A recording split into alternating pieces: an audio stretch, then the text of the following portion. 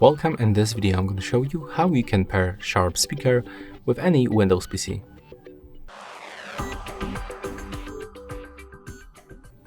To do this, you have to find the power button. It's located right here, and click on it once. Bluetooth. Next, when indicator is blinking, you have to put it close to your laptop and smoothly move to the system settings.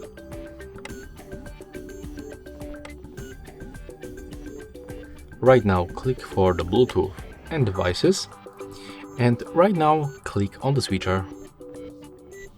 Tap on Add Device and select Bluetooth device. And here we have to wait until our speaker just pops on the list, and here we can find it. So click on it once. It shows as the Sharp GX BT60. We have to click done, and at the end just be sure that on the system sound our speaker is selected right here. So yeah, that's all for this video. Hope you like it.